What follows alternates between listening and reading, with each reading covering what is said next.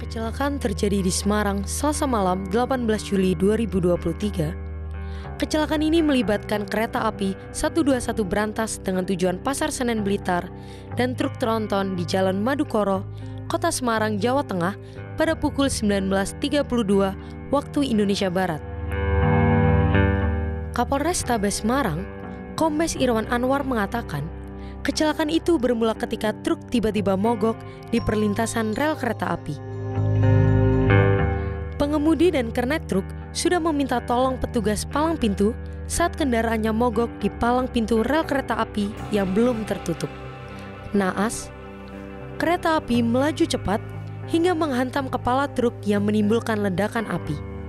Namun, apakah terdapat pengaruh dari medan magnet hingga truk tersebut mogok? Atau hanya kesalahan pengemudi?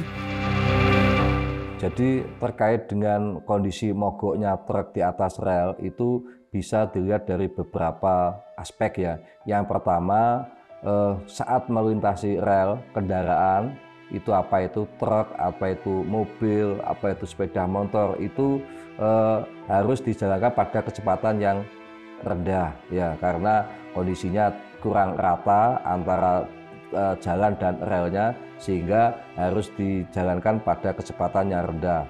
Nah, karena itu membutuhkan keseimbangan dari driver atau dari sopirnya itu antara bukaan throttle gas dan juga koplingnya dan juga posisi gigi transmisinya itu membutuhkan keseimbangan sehingga mesin tetap dalam keadaan yang stabil hidup ya. Pada kondisi tidak seimbang itu dimungkinkan mesinnya akan mati. Dimungkinkan si drivernya juga mengalami kepanikan sehingga karena itu panik itu mesin langsung dihidupkan. Tidak bisa itu dimungkinkan panik ya. Mestinya kalau sopir itu tidak panik itu posisi transmisi diposisikan di nol dulu, kemudian baru dihidupkan, kemudian setelah hidup nanti jalan. Ya, yang ketiga dimungkinkan kondisi kendaraan juga kurang sehat. Ya, mesinnya itu kurang prima, juga kondisi baterainya kurang prima sehingga dimungkinkan ya saat itu pas di starting ya ada kendala di mesin atau ada kendala pada baterai sehingga mesinnya tidak bisa hidup. Tadi terkait dengan adanya pengaruh medan magnet yang ditimbulkan oleh kereta api itu sejauh ini ya secara teoritis itu tidak ada ya pengaruh medan magnet yang ditimbulkan oleh kereta api ya, tidak ada. Tetapi kalau kita ingin mengetahui lebih lanjut itu membutuhkan penelitian. Kini Komite Nasional Keselamatan Transportasi telah mendeploy 3 tim untuk menyelidiki insiden kecelakaan kereta api Brantas tersebut. Hingga diduga bahwa penyebab kobaran api tersebut bersumber dari bagian kepala truk trailer yang berisi bahan bakar minyak. Lantas, bagaimana cara menghindari mati mesin di rel kereta untuk truk dan kendaraan lainnya? Dan apa langkah yang harus diambil jika terdapat mesin kendaraan yang mati tepat di atas rel kereta api? Itu yang pertama, bagi pengendara itu harus disiplin ya. Jadi disiplin kalau sudah ada rambu kereta akan datang ya, itu juga mengikuti, tidak menyerobot kondisi palang kereta api.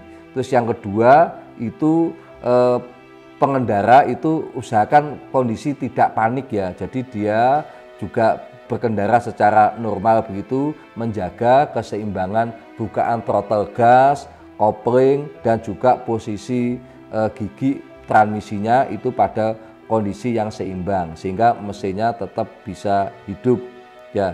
Terus kemudian tentu saja awalnya kalau dia kecepatan tinggi itu harus diturunkan dulu gigi transmisinya pada gigi transmisi yang lebih rendah. Terus kemudian yang berikutnya tentu saja bagi Bapak Ibu pengendara itu senantiasa melakukan perawatan terhadap kendaraannya sehingga kendaraan dipastikan dalam posisi yang sehat, yang baik ya, dan juga termasuk baterainya.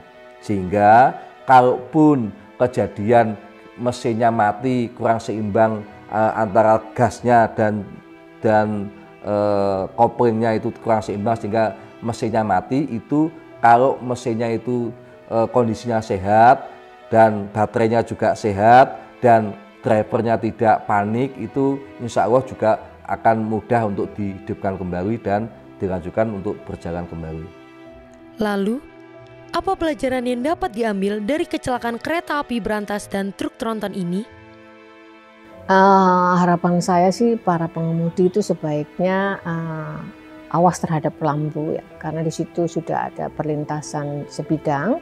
Biasanya di sebelum itu akan ada beberapa rambu sebelumnya, bahkan biasanya itu ada istilahnya rambu stop, di mana rambu stop itu pengemudi mendekati itu lalu lihat kanan kiri amankah, kalau dia aman dia melintas, jadi tidak dalam kondisi panik deh waktu melintas itu adalah secara teori.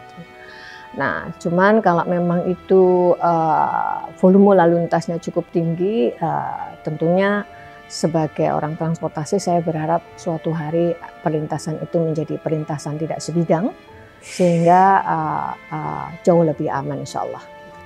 Semoga kita dapat menjadikan insiden ini sebagai sumber pelajaran bersama agar terus berupaya meningkatkan keselamatan transportasi demi mencegah kejadian serupa terjadi di masa mendatang.